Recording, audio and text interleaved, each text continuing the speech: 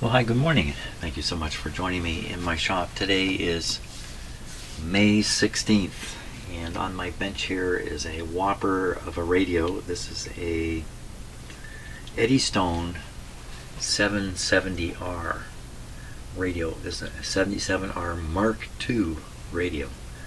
It's a serious, very serious radio, not like the household ones I'm usually working on. This is much more of a commercial radio, or something you would find in the military, or I don't know who would use something like this, to be honest with you. It is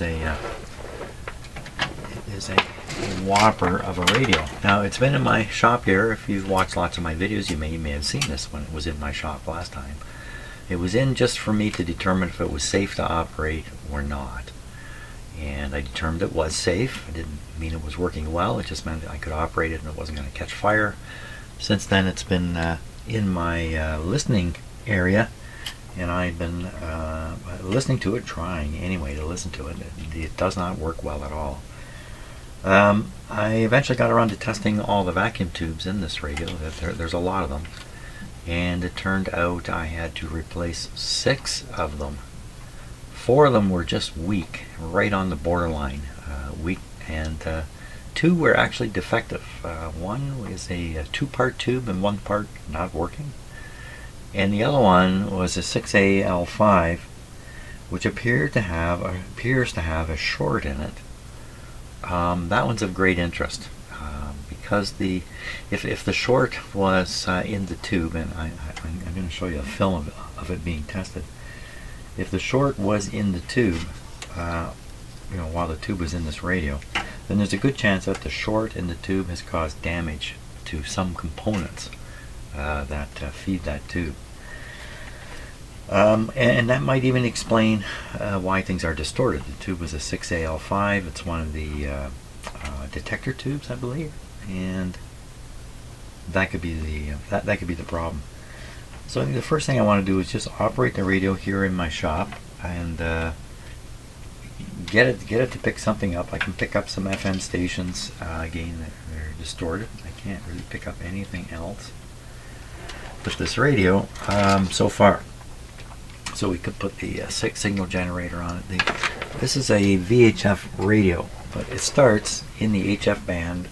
It starts around 19 megahertz down here. So that's within range of most of the equipment in my shop. I can get up to 30 pretty easily, even 50. Like my signal generator claims to go to 50. I don't know about that. Beyond that, we're in a range of frequencies that I don't normally have radios in here. It's a little bit unusual. So the equipment I have for dealing with it is also something I'm not that familiar with, even though I have it. It's up here. So this is a high frequency signal generator that'll reach all the way up to 220 megahertz, and this radio doesn't go that high. So, and I also have a very odd sweep generator here, a wobbler. That could be helpful in dealing with this radio also. So I haven't really said it, but what I'm kind of fishing around is that I think the main problem with the radio, aside from the possibility of damage due to the tube short, is bad alignment. And I'm hopeful that some careful alignment work, and this radio may come really back to life real well. So let's give it a chance here. I think I'm going to plug it into a standard outlet rather than my isolation transformer. Okay, maybe we need a little bit of power there too. There we go. Okay, for an antenna, I have it hooked up to a basic dipole FM antenna, which is just hanging. You can see the lead going up, and then you can see a bit of the antenna. It's stupid where it's hanging. It's just hanging there. I'm not really trying to listen to this radio, just see that it operates. So we're going to switch this to FM, and we're going to turn them on, and away it goes.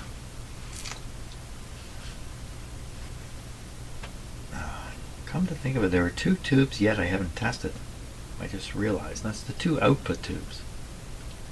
Why didn't I test those tubes? I think because I just didn't do it. I think that's the only reason. So we should probably test those last tubes. Now these two tubes here are actually crystals. Actually glass enclosed crystals. Okay, I don't hear a thing. So we're going to make sure we're on the right band, which is band number 2. Actually, the last time this radio was in my shop, I spent a whole day getting this knob to work, which I'm happy to say has continued to work just fine. Where am I now? It's pretty crazy because there's numbers down here, and there's no way you could see them from a, looking down on it like this.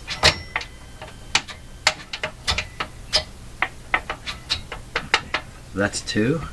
That's the FM band, or FM broadcast band.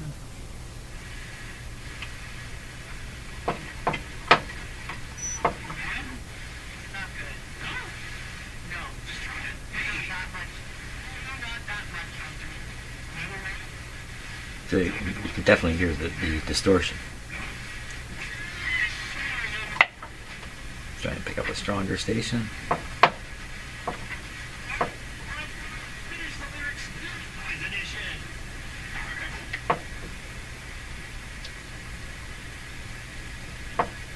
The usual station I listen to is 95.7. This is probably it here. Yes, that's definitely it.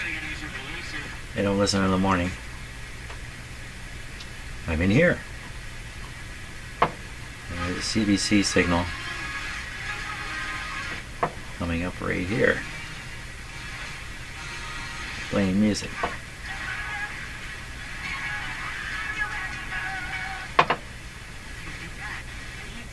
Here we are.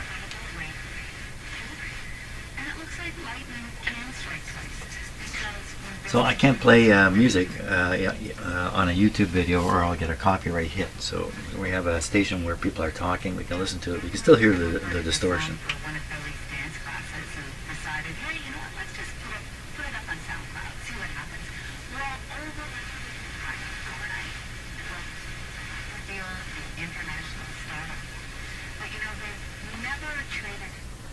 Really does sound like something that could be alignment related, or the detector.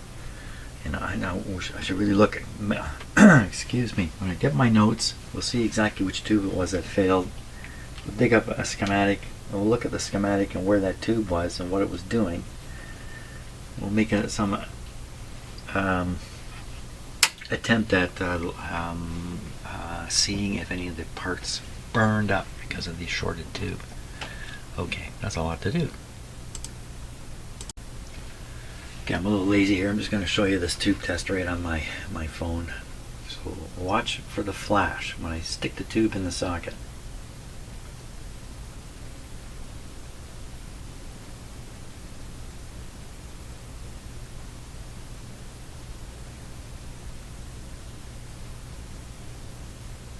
Well, you can see the weld spot in there.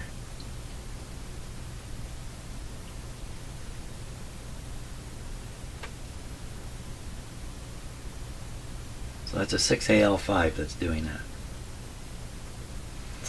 So I put that tube into another tube tester and got the same result, the same overheating spot. So definitely something wrong with the tube. Now, did that happen while it was in the radio? Did it short? Who knows? So okay, I gotta get my notes and we'll figure out which tube it was exactly. Okay, so you can see I've got my close-up camera looking right in the spot, so let's see what we can see with it.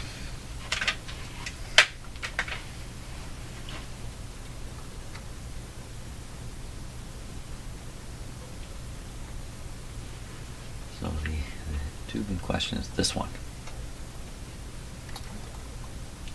So I'm trying to look at the resistors in particular.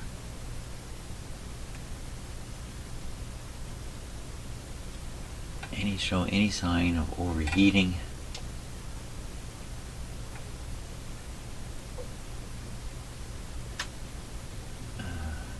what I do see is I see a lot of threatening capacitors there. Not a lot, but a couple.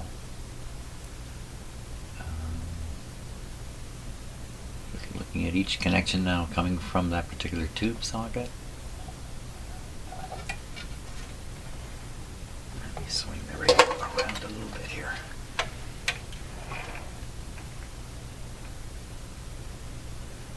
They look pretty good. So I'm looking for discoloration in the color bands.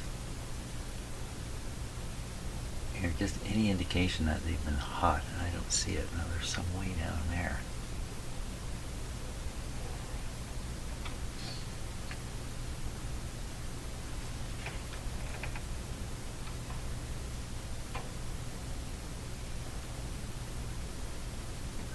Looks fine.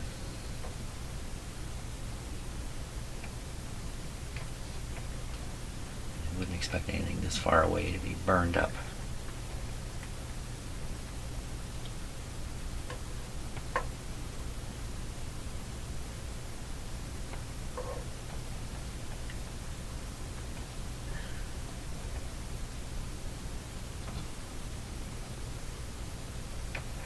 I don't see anything at all.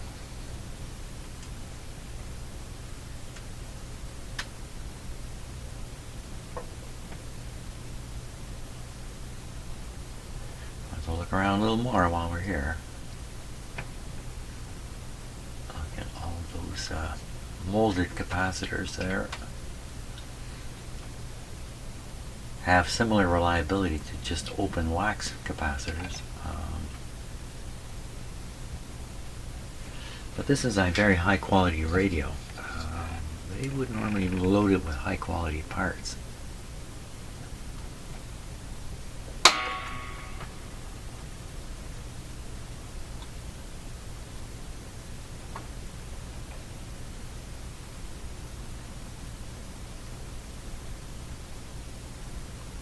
I think this is the complaint right in here, trying to work in this little space way down there. I'm sure this is the complaint area. But apparently I read to get at some parts like this, perhaps you have to, to do it properly, you have to dismantle a good deal of the radio.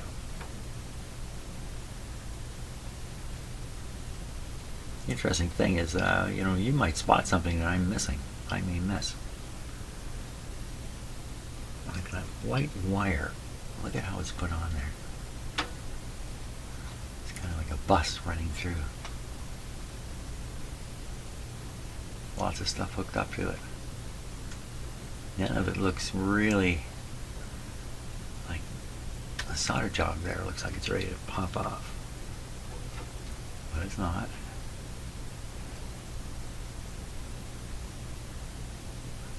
This guy.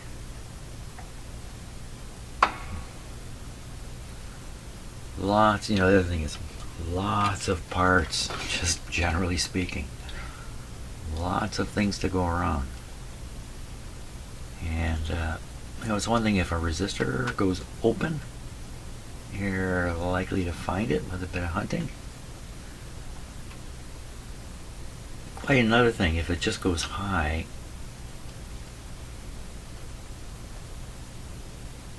You may not even realize that there's really something going on. Look at this up in here. Wow. Yeah, this is not a friendly radio at all. Well, we didn't find anything at all that looks like it's burned out up here. Damaged, overheated, or anything at all. So, really the only thing I can do at this point is consider the alignment as part of the problem.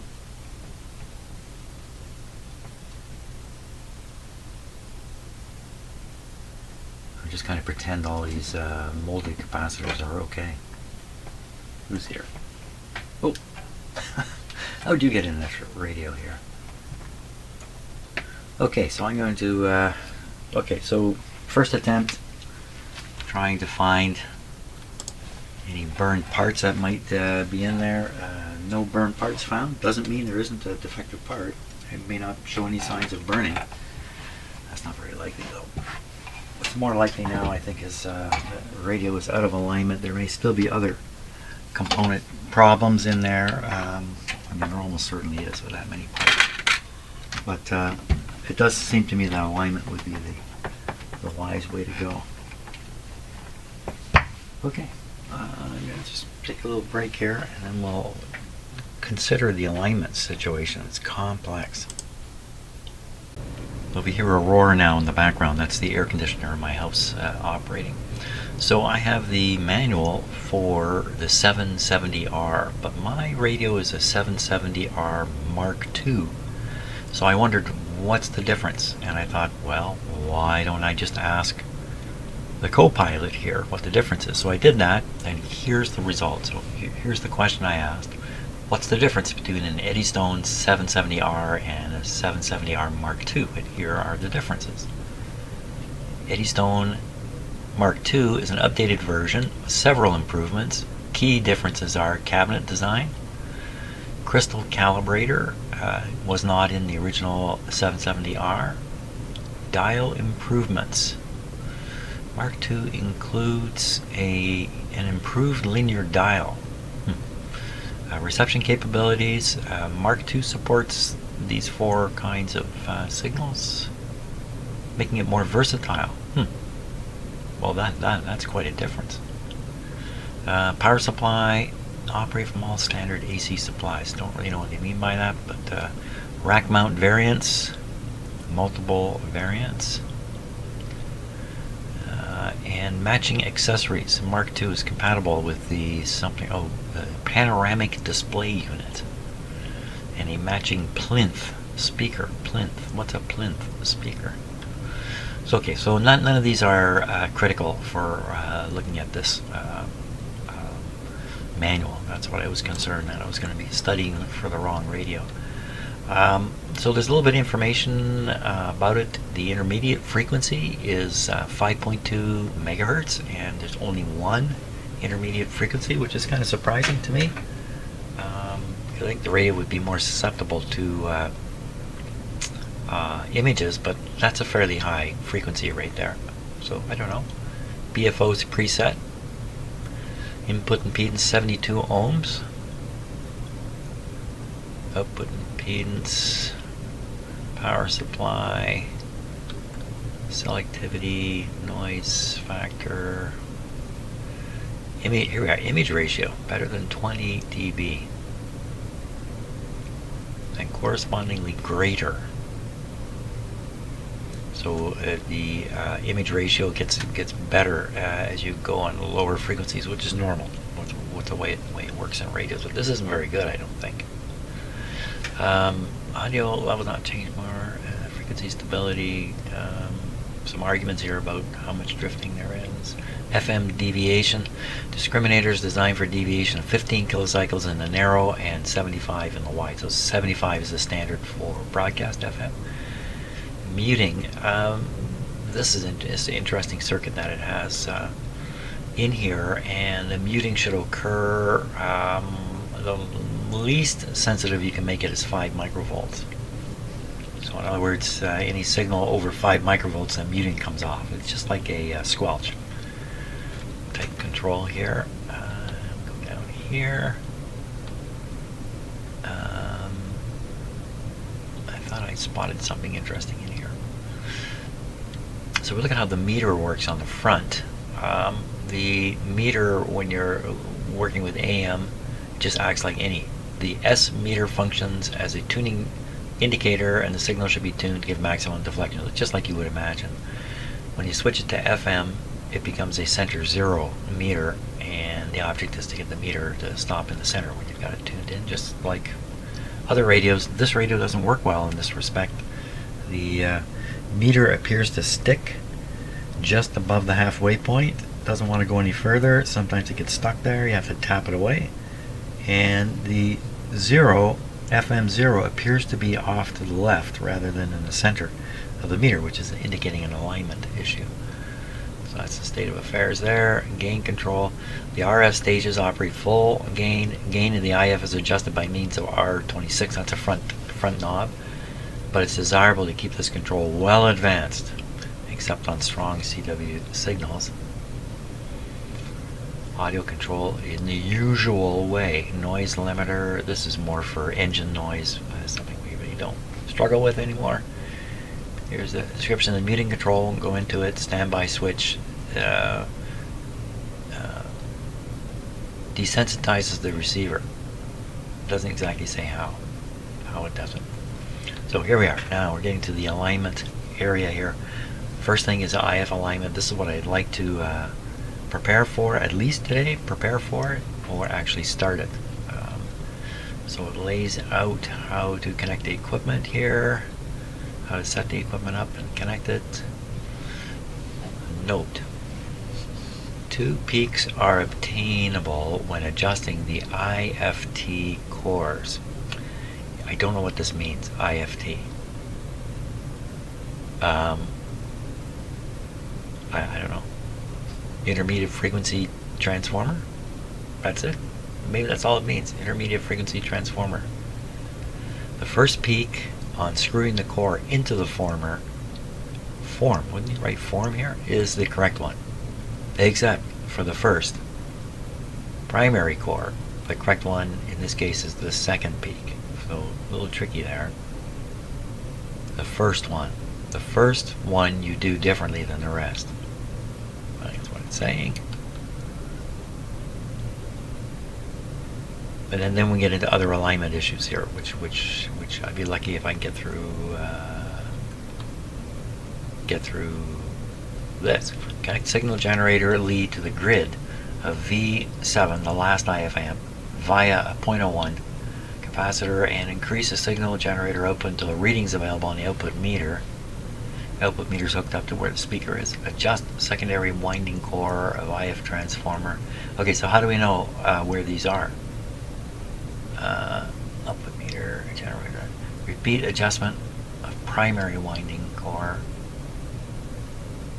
Transfer generator to grid of V6, carry out same procedure. My generator leads transferred to grid or if necessary to this before, but on trimming the primary core is necessary to adjust the core to the second peak response, that is, with the core further into the form. It's just repeating what we read earlier. When the generator lead is transferred to the grid of mixer valve P2, RF assembly. So anyway, right. It was number 1, wasn't it? Where did I see that? I don't remember now. Okay, a little bit of coffee, and then we're gonna set this up the way it's explaining how to set it up, and that's the plan. So the first step is to feed a signal into the grid of V7 over here. Looking at this diagram is not going to help too much. So we just have to find V7, which I know where it is, and then we got to pick off the grid, and turns out there's a challenge. The grid is pin 1 in this tube. This is a 6BA6 tube. Let's take a look. Okay, you can see I've got my camera set up here, so we're going to look through that camera. I'll add a little extra light here with my flashlight. So the funny thing is, and funny haha, so the tube we're after is this one up here I'm pointing at right now, this one. So I'm looking for the gap in the pin layout. I looked around and around and around, there's no gap. There's a terminal in every position. There's no visible gap. If you look at this socket, the next one over, if you look at this one, you see the same thing. There's no gap. How do you know where pin 1 is? I'm gonna have to pull the tube out and look. There's just nothing here. And of course there's something hooked up to every terminal. Often spare terminals are utilized in these radios. boy, oh boy, oh boy. That's a cat running by. So, that's a cat knocking down my flashlight. Yes, you. That's right. So, what's the problem? You have no food up there? What are you all excited about? He's just looking for something to do. Must be something to do here somewhere. What is it? You've come to help me, have you? That's right, and I just realized I have not tested these output tubes, so we need to do that too. In fact, you know what? We should really do that right now and get that out of the way. 6AM5.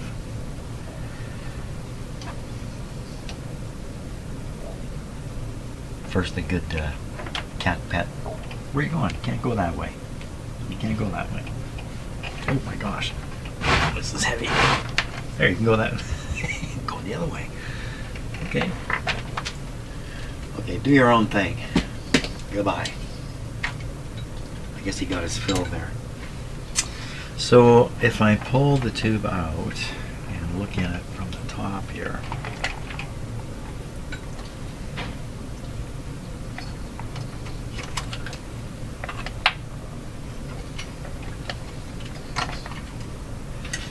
first of all, is it a 6BA6? Yes, it is. Here, troublemaker. Now we're going to look in. Come on, you're not helping. The gap would be at 1 o'clock, roughly. It's quite clearly a gap here on the top, and it's just to the 1 o'clock side of the holding screw.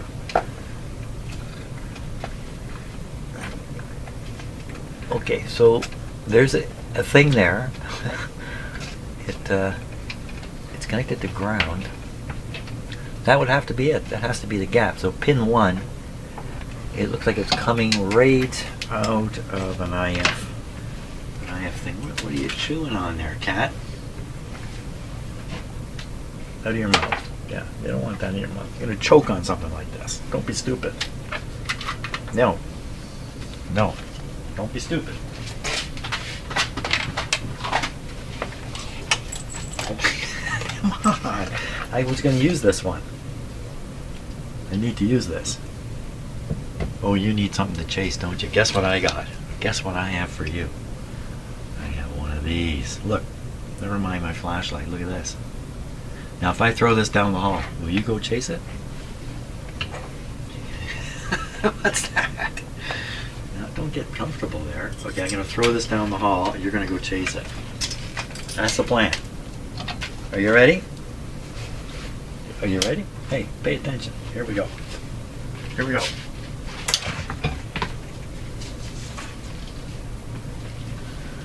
Okay, that'll preoccupy him for about 30 seconds. That's good.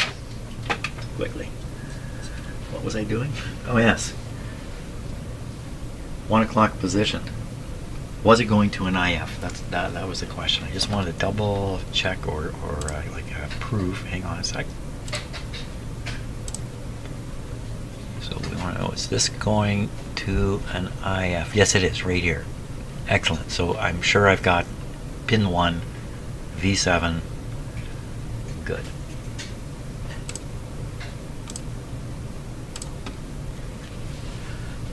Clip this in there, way down in there. Now, wait a minute. This wire goes, well, doesn't go anywhere. How am I going to get in there? I have a little trick that I use, which works sometimes. Let's try it. I can't squeeze the clip and get my fingers in there, but I can squeeze it like this. This is a cat, eh? Playing with that thing.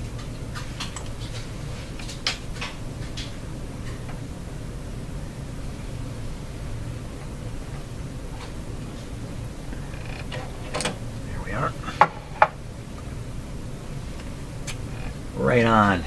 Good. It's not going to short on anything either. Very good. So that's where, I better put this tube back in. Things won't work. That's where we want to feed in our test signal.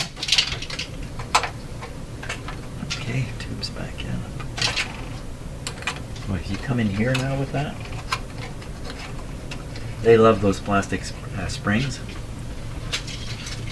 You couple the plastic spring with the cardboard box. Oh my gosh. Listen to him go. He's in the laundry room now. Okay. They carry that. He's carrying it right now. They carry that to a place to play with it. So he's taking it somewhere. Oh, this is a spot right here. We play right here. Yeah.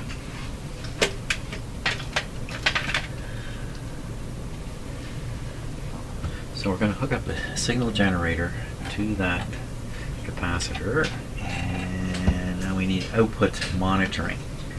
This is the speaker here. It's not working out very well. It's coming off. Just keeps coming off. And these are likely to ground out here. I don't like it. I don't like these situations. It's not getting any better.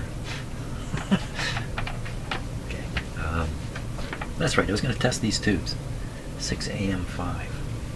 Yeah, let me just look into whether my tester can do it. On the left is a supplementary list of tubes that I can test in my Weston 981 tester. This list is actually from a Heathkit tester, which is essentially identical. And 6AM5 would appear right here. It's not here. I can't find a listing for 6AM5 anywhere, so I thought, well, let's try the AI and see if it can figure it out. I asked it this: I'd like to test a 6AM5 tube in my Weston 981 tester. Would you know the settings? Yes. The Weston 981 tester shares the same settings with the Heathkit TT18. That's what this is over here. So you can use it for testing the 6AM5. And then it goes on. I don't know what all this is about here. And then, however, I couldn't find the exact settings for the 6AM5 in the available sources.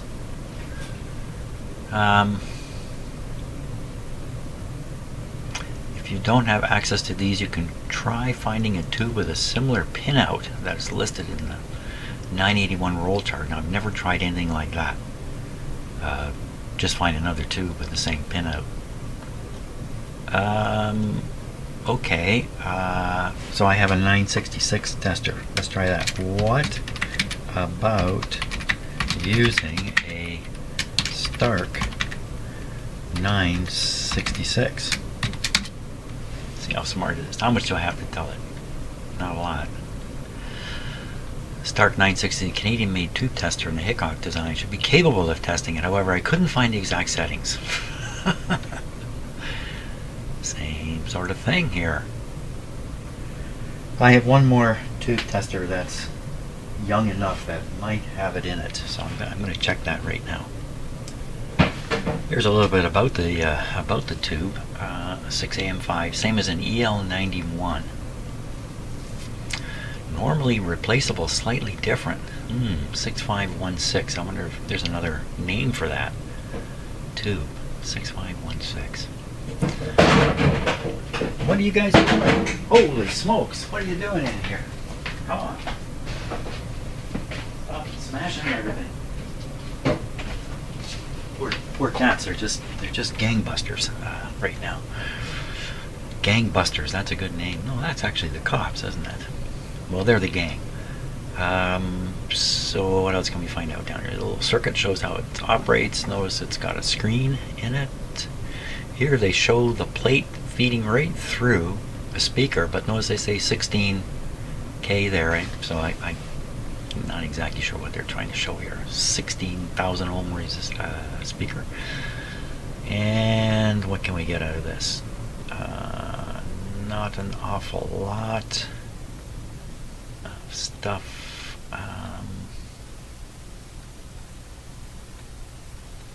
This is interesting. I don't know how true this really is, but you can see how many of these tubes were used in radios that are on this website. 56. So 57, it was pretty popular in 1957, but by 59 nobody wanted it anymore. So 1957 was the big year. 56. 56, hey, that's a very good year. Well, this hasn't helped me at all in terms of testing them. How am I gonna? I gotta test these somehow. So I'm gonna spend some more time just looking at how to get this thing tested. How to get these two tubes tested, and they're in push-pull in the radio. And the replacement, yeah, EL91 and 6516. I'm gonna start right there. Okay, off I go. Okay, check my tube collection. I do not have any of these particular tubes. So, now you know what? I was sitting here thinking, well, maybe I can take the signal out a little earlier in the radio and listen to it there, and find out if it's clear, you know, ahead of these tubes. Well, I already did that. I just remembered. I think I tried doing that, and I listened to the signal. I can't remember now. Somewhere earlier in the radio, and my conclusion was it was distorted. It was distorted earlier in the radio. I don't think there's anything I can do about the output tubes right now. It's really unfortunate because they could be the cause of this problem. And they both say EL91 on them. Son of a gun. There must be a way of testing these. I'm going to keep looking. I will keep looking. Okay, just took a long shot and grabbed my tube substitution handbook. And the 6AM5, where did you go? There it is. And there is no substitute listed for it. Oh my gosh, come on. Nobody wants to test it. Okay, think hard. Coffee. That's what comes up. Go drink coffee. Well, it's apparent that at this point in time I have no way of testing these two tubes, but I do remember I did do a test previously that convinced me that the problem or the distortion is coming from earlier in the radio anyway, so we'll just carry on with the assumption these guys are okay. Probably are. They probably are. So I have the input here, and we're going to need a meter monitoring something like either the output. Let me look and see what the instructions say here. Okay, I think I got all the pieces in place now. Output meter, signal generator, let's turn it on. I want the signal generator at 5.2. And I will turn this guy on. My son found this at a yard sale and bought it for me. This was made here in Canada. This was made in Belleville. Belleville is near Kingston.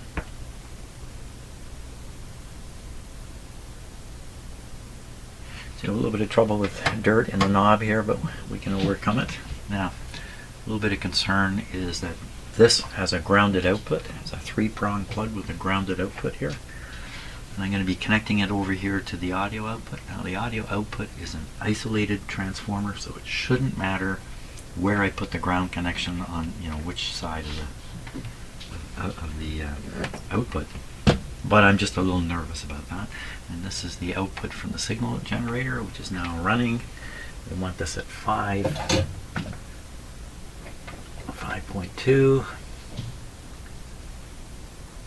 Okay, that's 5.2, and we want probably a lower setting. And I think we want modulation going. Let me calibrate. And modulation's at roughly 30%. So we're sending a about 100 microvolt signal here, roughly.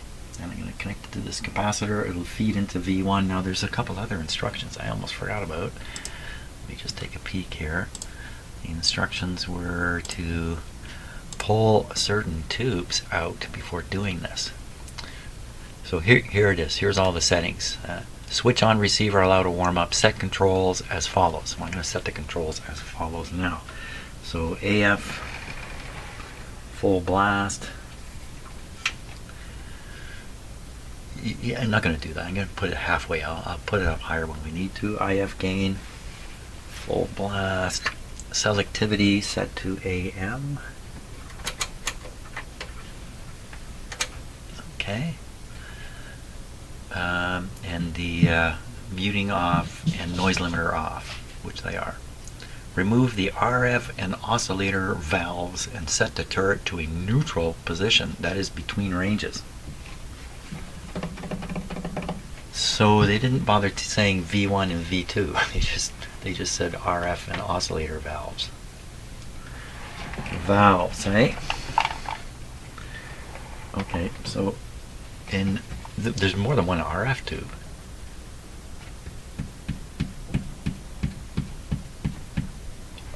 Yeah, it says remove RF and oscillator valves. You would think that'd be 2 tubes, but that's a lot more. Because underneath here are 3 RF tubes. Had to remove all 3 of these? Why wouldn't you just remove one and it would kind of break the RF circuit? Why would you want to remove them all? Oh boy, oh boy.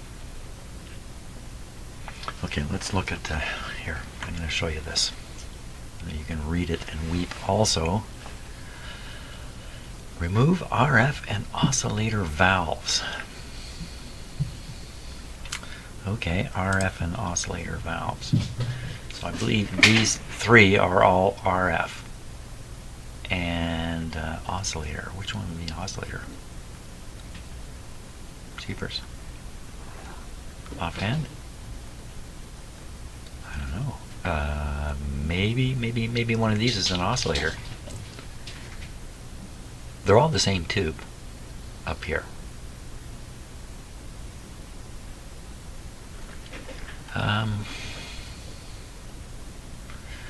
In the oscillator tube. I got some kind of diagram here that might show this better. Maybe somewhere in the manual.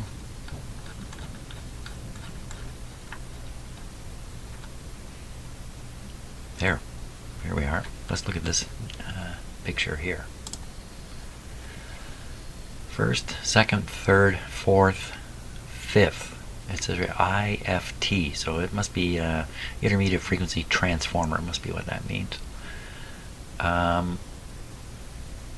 Then it's a top course for secondary oscillator.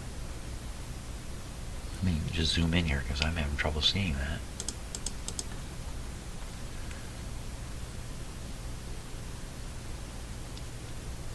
V1, V2, V3.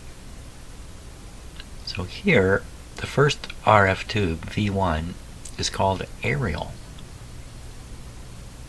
The next one's mixer and then oscillator. So it sounds like you pull out V1 and V3. That's what it would sound like to me. I mean, the oscillator is kind of straightforward. Is there anything else called an oscillator in here that I'm going to stumble across? I don't think so. So that's what it got to be. V1. Why not pull all 3 of these? Why leaving the mixer in?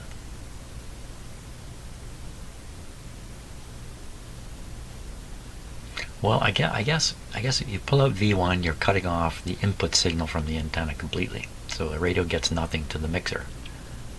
And if you pull out the oscillator, you're shutting off the oscillator, so that's out of the way because you're sticking your own 5.2 megahertz in here. You don't want this thing mixing with it.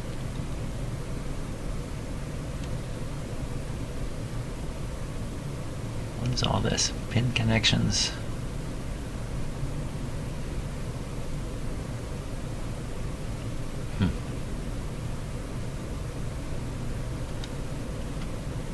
This is just showing where the adjustments are. Bottom cores primary, top cores secondary.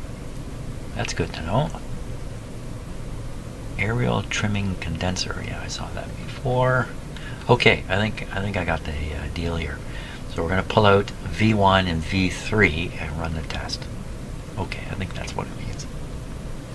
You can imagine if this were a factory setup and I was the guy who always worked on the 770s, that after a while, after seeing 10 or 15 of these go through, I become pretty handy at doing all this stuff. But because that's not the case, not the case for any of us, usually what we're doing is a first time through. We have a radio in front of us we're not all that familiar with. I'm certainly not familiar with this. So caution to be exercised. Things to be read more than once. Hesitation to be taken just before important steps are initiated. Coffee to be drank at every opportunity. Sensitive to anxiety building in me. I think that's a wise thing too. Feel anxiety or even excitement. All can lead to trouble. Why am I even saying this? I don't even know.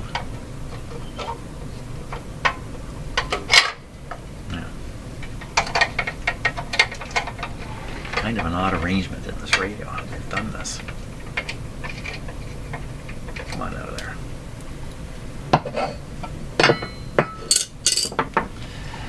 V1, V3. Oh, that says V5.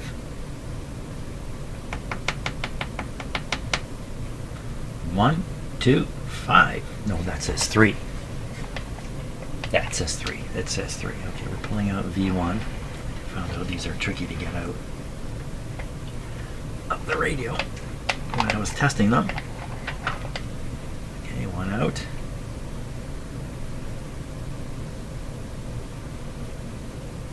'56, '54.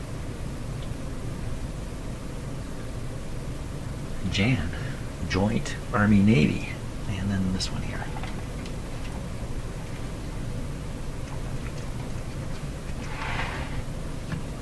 Stay over there.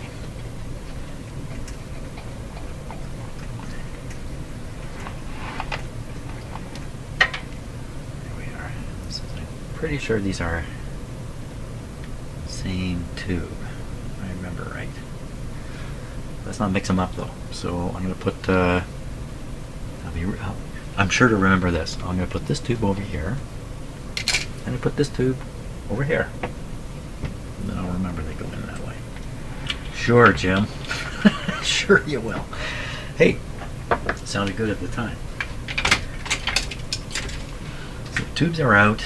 We're ready to feed the signal. We're ready to monitor the output. We haven't set the carriage, and so we want this thing to be in a neutral position. So that's what it looks like when it's engaged. It's engaged there. We want it like that. Okay. Okay, and did I say read the instructions again? Yes, let's read them again. Oh, this isn't them. Where'd they go? They are somewhere here. One of these. No.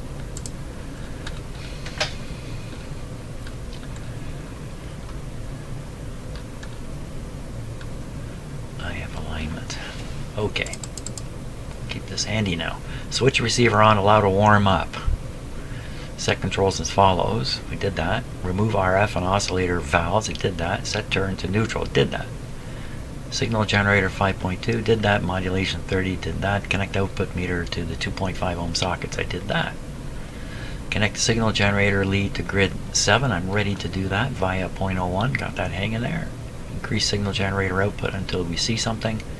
Adjust, and then we get into the real meat of the issue. Adjust secondary winding core of last IF, i.e. upper core, for maximum reading on output meter, reducing generator's input as necessary. Repeat adjustment of primary winding. So you do secondary first, and then the primary. So you do upper, then lower. Transfer generator, next tube, do the same thing. Next tube, do the same thing.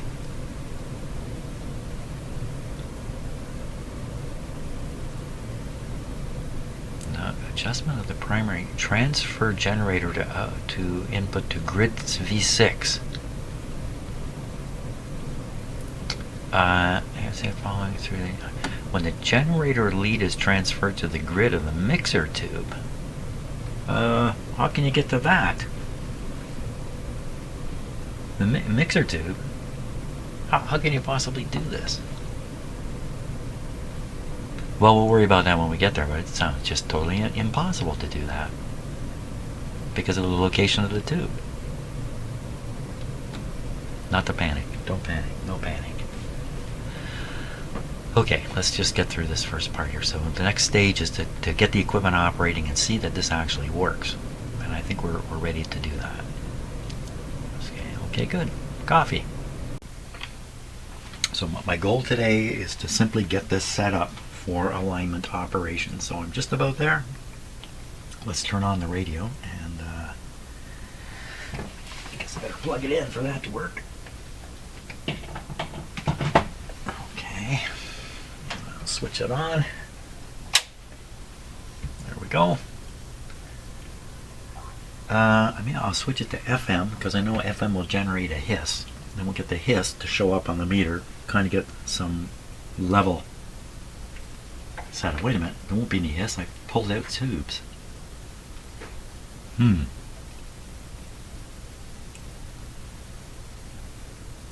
do that anyway. FM.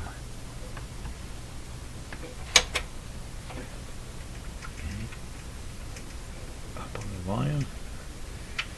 Okay, we can hear the hiss. What's that clicking sound?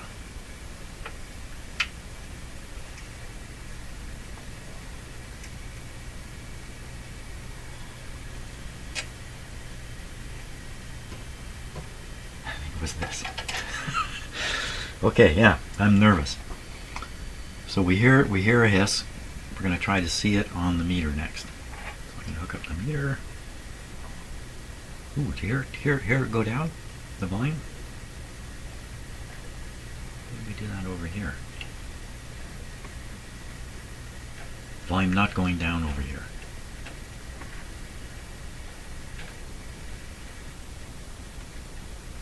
Why is it going down?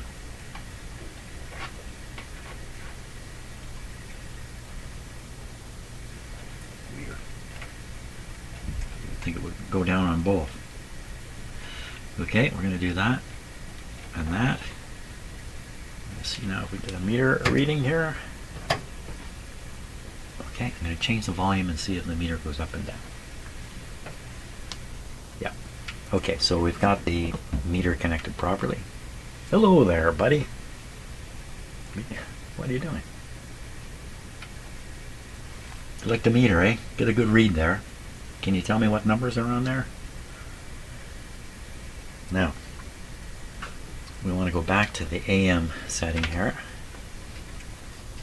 That's volume. That should be AM. I better look at it. Just I can't see.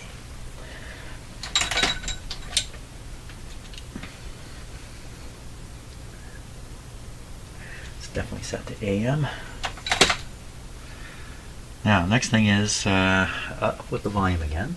Okay, it's up all the way. We're going to hook up the signal generator. You should hear something.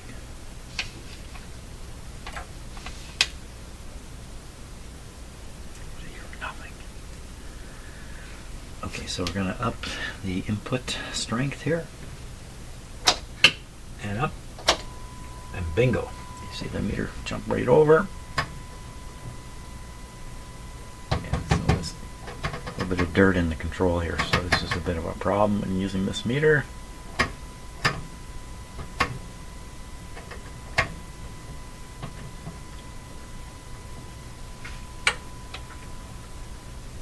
Oh, okay, so it's working. The reading is right here, right now.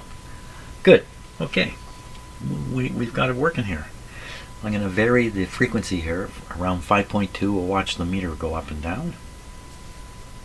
And meanwhile, my cat is literally moving right in here. He's just decided he wants to participate. Okay, so watching this meter while I turn this dial here. So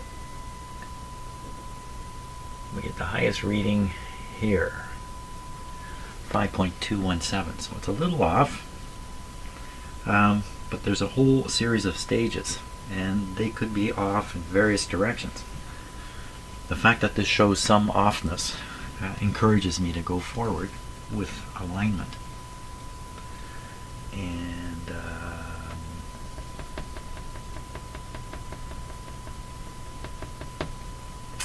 the alignment has to be done with a tool that drops down into the radio. Can I spin this all the way around now?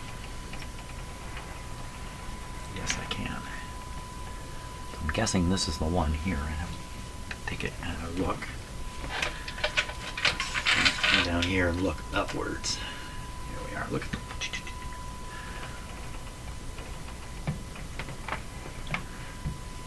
and inside there. What is inside there?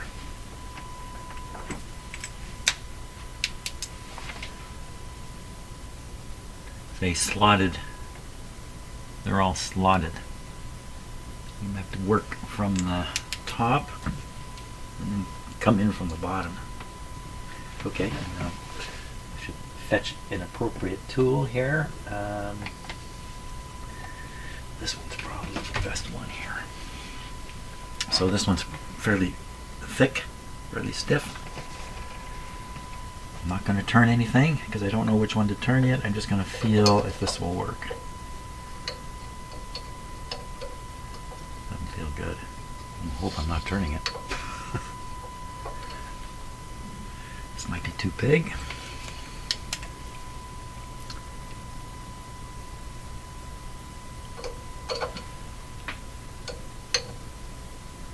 Doesn't feel like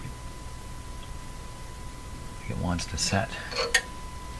Or it's gone right in the slug and I'm turning it and don't realize it. Yeah, there's no way these things are that loose. I don't think this is going to go in. Too big. Too big. We need something smaller. A smaller one, but unfortunately it's on a long, thin stick, and it's not good. Okay, again, I'm not going to turn anything. I promise. Just want to. Okay, that goes in pretty good. I think I'm turning it. Don't turn it. We'll do the first one. Let me read again what it says here about that. Adjust secondary winding of last IF transformer, i.e. upper core. Which one's the last one for maximum reading on the output meter? Now repeat adjustment of the primary winding core. Transfer generator to V6. Okay, hold on. V6. Oh, let's look at that. I meant to put this on the screen. Let me put this on the screen here. So what we need to find out. Oh, this is it. Look at this down here. Approximate inputs for 50 milliwatts of output. Well, I don't know if we've got 50 milliwatts of output here, but it gives you the input range. So typically you're putting in like 60 millivolts on the grid of 7. And what are we actually putting in right now? So if I look at my setup, we would be not putting in 60 millivolts, not microvolts. So right now I'm putting in 10,000 microvolts, 10 millivolts. Well, that's not. Well, okay, that's in the range. That's in the range. Okay. What did I want? I totally forgot what I was trying to do here. Trying to figure out which core is which. Which core is which? Which core? Is one of these gonna tell me that? No. Okay, which core is which? Here we are. This is what I'm after, right here. So we're looking at 5th. This is the first way up here. But the tube I'm injecting is way down here. Have I got this right? Am I thinking about this right? So there's the front of the radio. I'm injecting the signal back here. Did I read it? I must not have read it right. Well, it's telling you exactly which can is which. So we see 5th right here. 4 third. Okay, instructions again, please. Adjust secondary winding core of last IF. Why did he say last IF? Why didn't he put a number there? Maximum reading.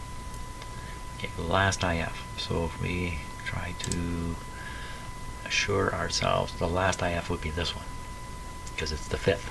There is no 6th, is there? There's no 6th. No. 5th. So it's just bottom can, right here, just the top. We'll see what happens. And then that's just followed by adjusting the bottom. Isn't that what it said? Adjust the... Repeat for primary winding. And then you just do this one can at a time, or one transformer at a time. Okay, so I got it. I'm pretty sure I've got it right. As I've said many times, I always write the first attempt at an alignment off to just learning how to do it for the particular radio. In this complicated radio, I may have to write off quite a few attempts. So we're going to go in the top of this one. And we're going to watch that meter. Unfortunately, well, you know, I can adjust the... I can adjust that. I can do this, and then I can turn down the volume on the front here. Get it more in the middle of the meter. Okay. Go in. Okay, I'm in. Here we go. Does it go up? Does it go down? Watching this meter real careful. Go up.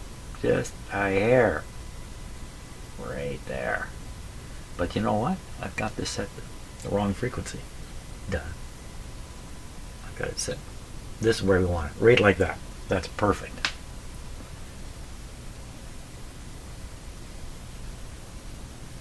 Well, it aligns very nicely. Like, it's really nice. That's the maximum there.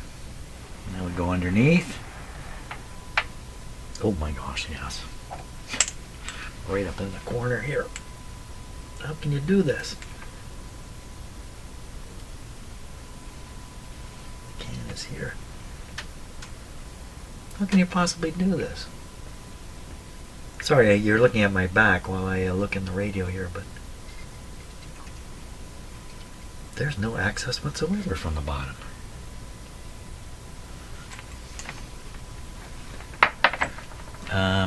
What's happening here? Something funny going on? This is the bottom area. Did anybody see anything down there? I see a big screw. Another screw. So if we look and see here, there's the can. It's coming right down this split.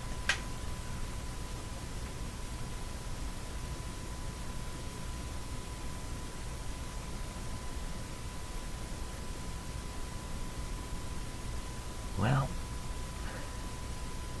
I don't see anywhere to shove through. Let's look at the next can over because it's a little less busy. So we'll pick, okay, so the problem is the can is right up under the switch. It's between the tubes. Oh, there we are. So we can see that one. That's as clear as a bell. And that one too. So they're clear. I mean, they have to be clear. So look again, because maybe I'm just not getting it here. And looking through a camera like this is really not the way to do this. Not for me anyway. So there's a rod coming through. Well, what's that rod? A support shaft of some sort? Just a rod? That rod. See that screw? And look at the can. The can is like the screw is right in the middle of the can. So right underneath this rod is the stupidest place to put it. Wow. Look at my assistant here. You know, pretty exciting stuff, isn't it? Bert, yeah. Okay, what I'm going to do a smart thing and turn this radio off. I'm going to stick my fingers in there. So I'm going to pull the plug right out. So she's off. And where in the heck could it possibly be?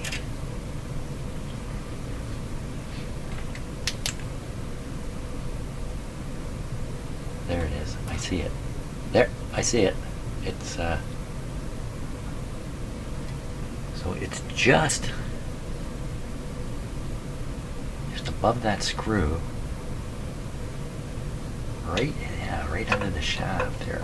Yeah, that radio's giving me the shaft. So how do you access that thing? On a weird angle from down here. You can't do these things on an angle. Okay, let me try. Need some more light on this.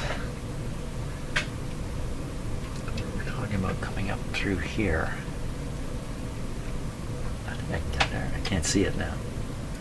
Don't have enough hands here. Okay. Let me hold the camera and the tool in one hand. My light in the other.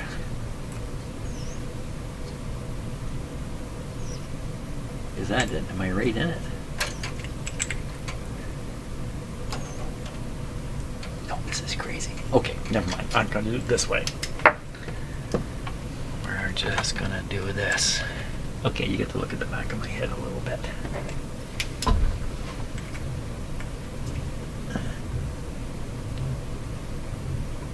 Well, we can get in there. Oh, yeah. There it is. Okay, so it can be done. Okay, let's turn the radio back on and do it. Because I left all the equipment on, right? Wait, it's not from those switches. I gotta plug it back in. Give it some time to warm up. So I'm just gonna stop for a moment and drink a little coffee. Bert, you gonna take care of things here? Yes. Okay. I think it should be warmed up by now. I see I got a reading on the meter. We're still at 5.2. Cat going by, sweeping off my leads. No, you didn't. Going back to his spot. He's got a new spot. This is my spot. Okay. Let's see if we can get any more out of this now. Again, I'm gonna you have to look at the back of my head or something for a moment while I relocate this. There we are. Okay, I'm in. Oh my gosh, you see the meter going like crazy. Slow.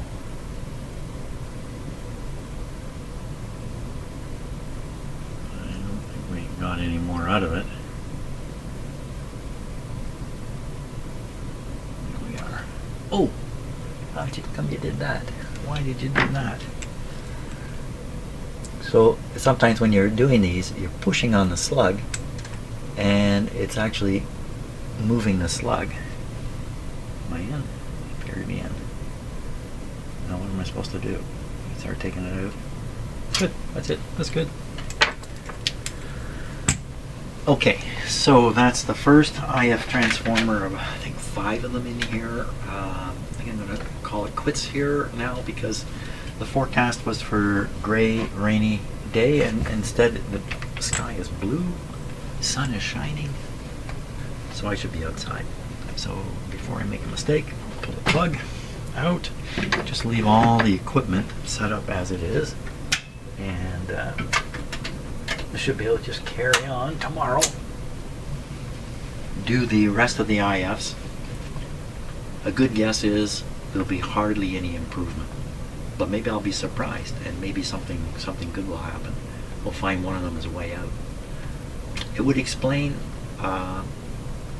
it would explain low sensitivity. I don't think it would explain distortion in the way it sounds. So that's it for today. Just taking my time, being very careful here. You too, Bert. So thanks a lot for watching, and tomorrow I will carry on. Now I'm going outside.